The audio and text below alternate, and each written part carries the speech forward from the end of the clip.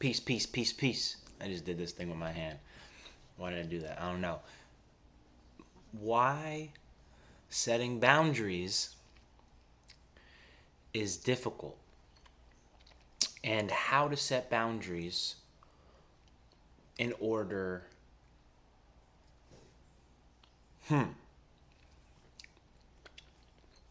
Setting boundaries are difficult, but they're extremely important if you want to be able to move through your life in a way where you're only attracting the right people and you're only maintaining the right people. So, a lot of times people don't create boundaries, and I'm guilty for this. We don't create boundaries. Come over here, Kobe. Let's talk about boundaries. We don't create boundaries because we feel that we're being mean, right? Or by telling someone no, that they are going to look at us in a way that we don't want them to look at us, right? So, for example, if I ask someone out and they tell me maybe, to me, this person doesn't have good boundary skills. So, what I mean by that is if you tell someone, maybe I'll go out with you, you're leaving it up in the air. But in reality, when someone usually gives you a maybe, it's usually because they don't want to be mean and say no. This is something that happened to me recently. I asked someone out, the way people ask each other out these days, right? And they said maybe. And I responded with, well, I appreciate your half honesty, or like almost honesty. And they were a little, I guess, taken aback by that because they responded with, well, I think I've been pretty honest with you. And for the most part, yeah, I guess. But in reality, you're not being honest with me because you're saying maybe you're leaving things up in the air. You're not creating a boundary. You've actually expanded the boundary. So if this is you and you don't want to date so and so, you don't want to date Will, or you don't want Will to take you out on a date, you don't want to go out with Will, then you wouldn't say maybe, because when you say maybe, your boundary now becomes gray, right? It's like, okay, maybe. So like now Will is trying to figure out, what do I got to do to turn that maybe into a yes? And when it could have been as simple as, I'm not interested, appreciate you, asking me out, but it's going to be a no for me, right?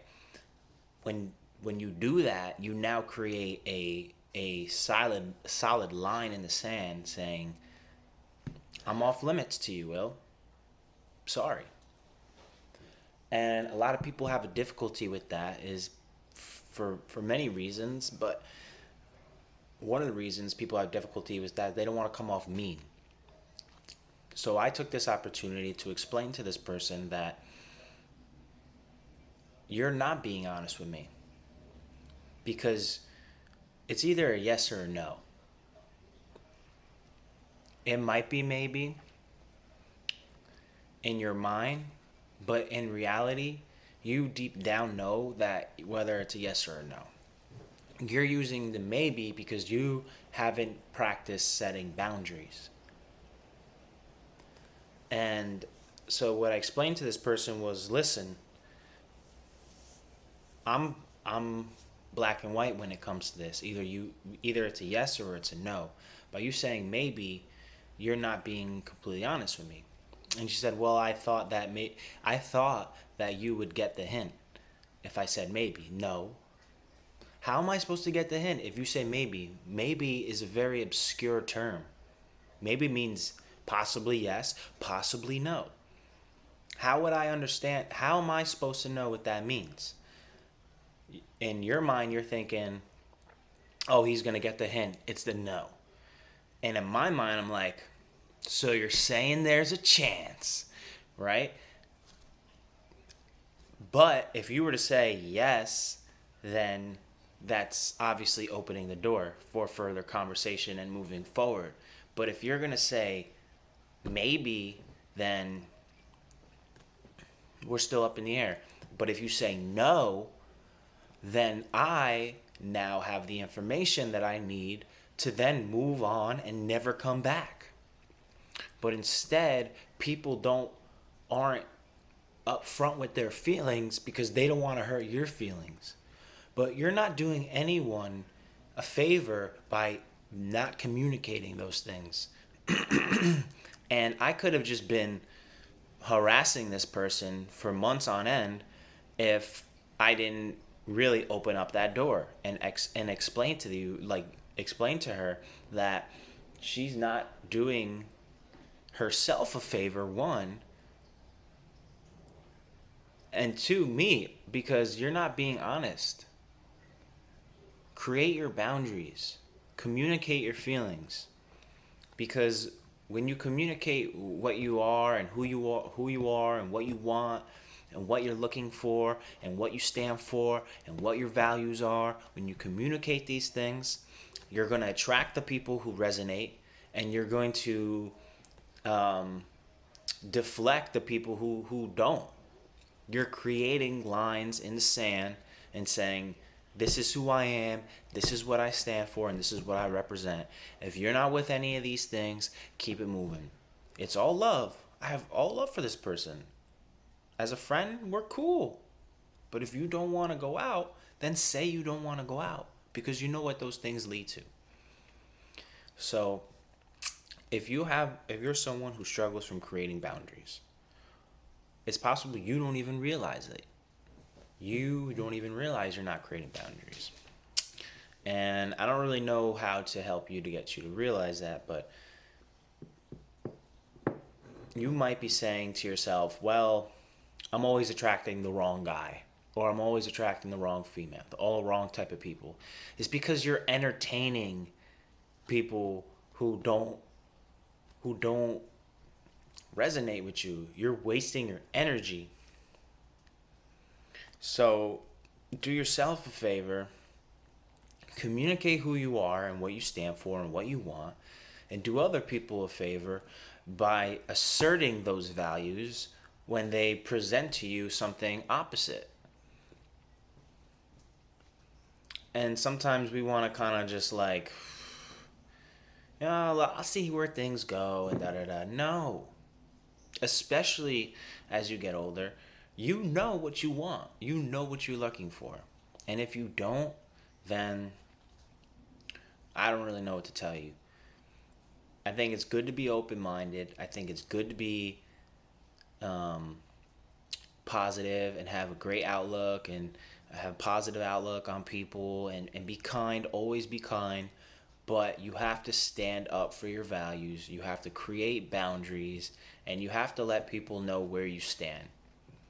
And when you do that, when you start to create boundaries for the people that you don't want to attract, you will start to then open up doors for the people that you do want to attract. It's really that simple. I'm trying to think of an analogy to kind of drive it home right now. But I think that's good enough.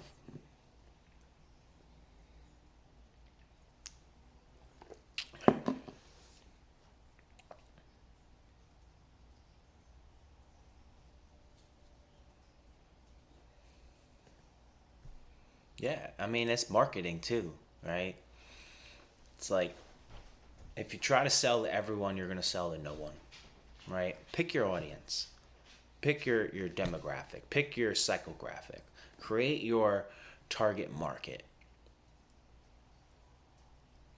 Because when you entertain, when you're trying to speak to everyone, the message gets lost.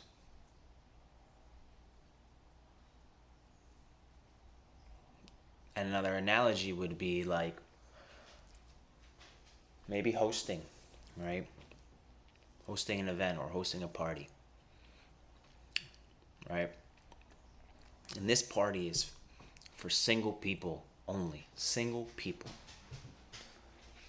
And not the wedding reception definition of single where everyone who's not married is single. No. If you're in a relationship with someone, a committed, monogamous relationship, you're not single. You're not. But if I'm hosting a singles party, and well, Sally comes in, well, I'm married, but we have an open relationship, and I'm allowed to date people on the weekends and every sixth week of the month, or every 6 weeks, and my husband does the same. It's like you open the door for those people, and you open the door for straight up single Will, who has no attachments, right? And I meet Sally, and it's like we don't have the same values. So now you're creating a space that's like there's a miss. There's no boundaries here. Create the boundary. This is a singles person party only. Period. I don't know, that's a really shitty analogy. Whatever. Create boundaries. Know yourself. Know what you want. Know what you're looking for, and create those boundaries. People are thirsty, and people are going to cross boundaries. People are going to cross gray areas unless you create those boundaries. That's my thought for the day. Peace.